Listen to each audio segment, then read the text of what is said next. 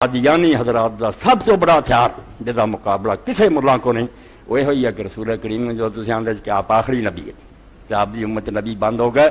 یہ رسول اللہ دی شان ہوئی ہے کہ گستاخی ہوئی. رسول اللہ ابراہیم علیہ السلام دی نسل سے نبی جمن سے ابراہیم علیہ السلام تو بعد رسول اللہ آگے نبی کرتے بند. نبی پاک دی امت دے پلے کی رہ گیا پھر؟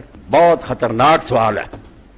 ارے تو جان نہیں ہر کوئی چھڑا سکتا, میں ہی صرف چھڑا سکتا جنہیں شیخ ابن عربی نے پڑھیا تو دین نو سمجھا بھئی کوئی بندہ نہ کہے کہ نبوت بند ہے. اے خطرناک گل ہے. ایک کہو کہ منصب نبوت بند ہے, پوسٹنگ نہیں ہونی ہوں, کوئی اعلان نہیں کوئی شخص کر سکتا کہ میں نبی ہوں نہ لوگوں کو کہوں گا مینوں منو یا اپنے بارے کہہ جڑا نہیں منتا وہ کافر ہے. اے گل نہیں, اے ختم. یہ کی ہے منصب نبوت, مگر ڈگری مرتبہ کمال سب موجود. امت فیض نہیں بند یار, نبوت دائما انہوں کہنا چاہیے اس امت کے اندر بھی نبوت جاری ہے. مولانا ساق صاحب کا بیان ہے یوٹیوب پہ, ہر جگہ پہ, سب کو پتا ہے.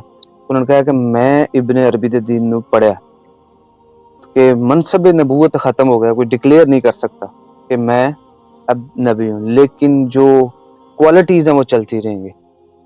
ان کی کوئی ویڈیو جو قادیانیت کے خلاف ہے نا جی, وہ ان کے اس بلنڈر کو دھو نہیں سکتی جو انہوں نے یہ بات کی ہے. ہم ڈنکے کی چوٹ پہ اس چیز کی مخالفت کرتے ہیں. اور ابن عربی تو شاہی کوئی نہیں ہے, اس کی کتابوں میں وہ بکواسیات اور شرکیہ باتیں ہیں جن کا دفاع ہی ممکن نہیں ہے. تو مولانا اسحاق صاحب کا میں نے بتایا نا, ان کی ایک کمزوری تھی نا کہ وہ صوفیاء کے بارے میں نرم گوشہ رکھتے تھے. حضرت معاویہ کے بارے میں ان کا ہارڈ سٹانس تھا.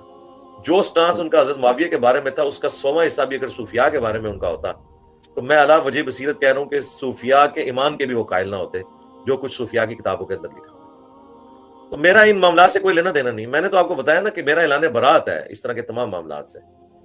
تو یہ اس کے مقابلے پر قادیانیوں کے خلاف ان کی جتنی ویڈیوز بھی شیئر کروائی جائیں, یہ بلنڈر اپنی جگہ رہے گا.